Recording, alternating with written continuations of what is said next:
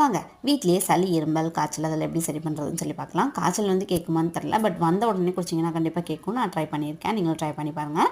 கொத்தமல்லி வந்து நல்லா இடித்து எடுத்து வச்சுக்கிட்டேன். அதுக்கப்புறமா வந்து பனவெல்லம் இருக்கு இல்லைங்களா, அதையும் இதில் போட்டு நல்லா இடித்து எடுத்து வச்சுக்கிட்டேன். நீங்கள் வந்து இஞ்சி வந்து வேணும்னா போட்டுக்கலாம், இல்லாட்டினா கூட ஸ்கிப் பண்ணிக்கலாம், ஒன்றும் பிரச்சனை இல்லை. ஏன்னா நம்ம வந்து சுக்கு பவுடர் தான் போட போகிறோம், அந்த பவுடர்லேயே வந்து இஞ்சி இருக்கும். உங்கள்கிட்ட சுக்கு பவுடர் இல்லை அப்படின்னா நீங்கள் வந்து சுக்கு இருந்தது அப்படின்னா அதை வந்து இதிலேயே போட்டு தட்டி நீங்கள் போட்டுக்கலாம். வெல்லம் வந்து கொஞ்சம் அதிகமாக சேர்த்திக்கோங்க, இல்லாட்டினா வந்து காரமாக இருக்கும். ஆனால் கம்மியாக சேர்த்து குடிக்கிறது நல்லது தான், ஒன்றும் இஷ்யூ கிடையாது. நான் வந்து தண்ணியை தான் வந்து ஃபஸ்ட்டு பாயில் பண்ணி எடுத்து வச்சுருந்தேன். அதுக்கப்புறமா பால் வந்து ஆட் பண்ணிட்டேன். தண்ணியில் தான் குடிக்கலான்னு சொல்லி பார்த்தா அதுக்கப்புறம் தண்ணியில் வேணாம்னு சொல்லி சொன்னங்காட்டிக்கு நான் பால் வந்து கொஞ்சம் ஊற்றிக்கிட்டேன். நல்லா அந்த தண்ணி கொதி வரட்டும். கொதி வந்த வாட்டி நம்ம கொத்தமல்லி, பனவெல்லம், அதுக்கப்புறமா இஞ்சி இது 3 இடித்து வச்சுருக்கோம் இல்லைங்களா, அதை வந்து இதில் ஆட் பண்ணிக்கணும். ஆட் பண்ணிவிட்டு ஒரு 5 நிமிஷம் போல் நல்லா கொதிக்க விடுங்க. அந்த பச்சை வாசனை எல்லாமே போகட்டும். பச்சை வாசனை எதுவும் நம்மளால் குடிக்க முடியாது, அதனால தான் சொல்கிறேன்.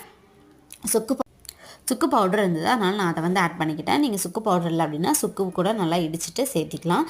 அதுக்கப்புறமா சுக்கு பவுடர் போட்ட வாட்டி ஒரு 5 நிமிஷம் நல்லா கொதிக்க விடுங்க, அப்போ தான் அந்த பச்சை வாசனை எல்லாமே போகும். நல்லா கொதிக்க விட்ட வாட்டி அதை வந்து நீங்கள் வடிகட்டிட்டு குடிச்சிக்கலாம், அவ்வளோதான். 2 நேரமும் குடிங்க, காலையில் சாயந்தரம் 2 நேரம் ஒரு 2-3 நாளைக்கு தொடர்ந்து குடிங்க. நான் ஃபுல்லாக சரியாகும்னு சொல்ல, ஒரு 80% கண்டிப்பாக கேட்கும். நீங்களும் வீட்டில் ட்ரை பண்ணி பார்த்துட்டு எப்படி இருக்குன்னு சொல்லுங்கள்.